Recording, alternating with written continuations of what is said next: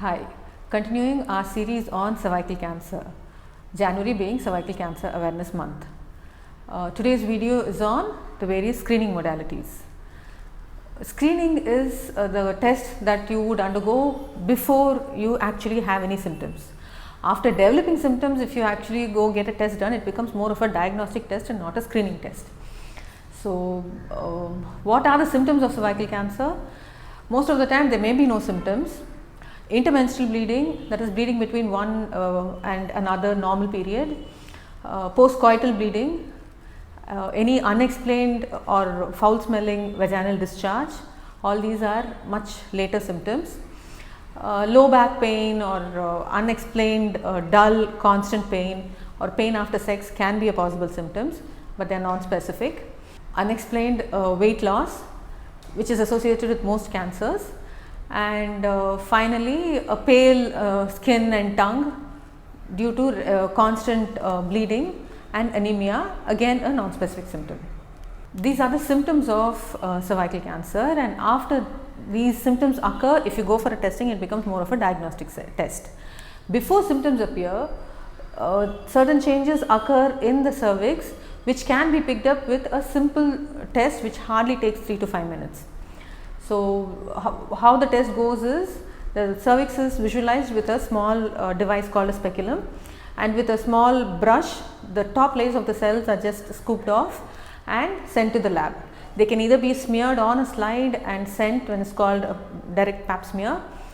The smeared cells from the brush can be rinsed into a liquid and then sent when it is called a liquid based cytology.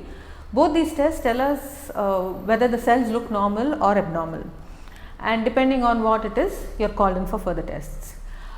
Slightly advanced test not only checks the appearance of the cells, but also checks for the presence of the human papilloma virus DNA, which is the main cause for the cervical cancer, as we saw in a previous video.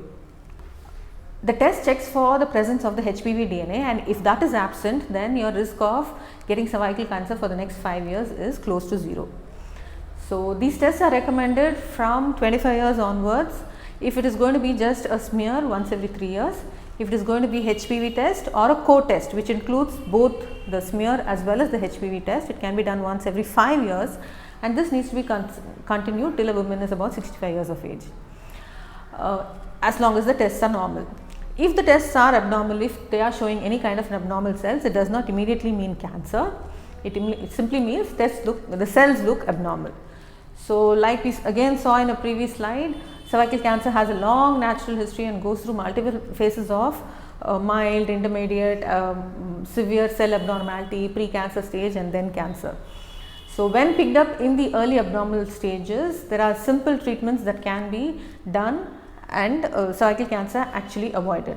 And even if caught in the early stages, cervical cancer is one cancer that can be completely cured when caught early. And this test, again I repeat myself, takes hardly 3 to 5 minutes and needs to be done once every 3 to 5 years. So, please be smart and get these tests done and stay smart and safe. Thank you, Dr. Sujata Rajnikant for Wellworm.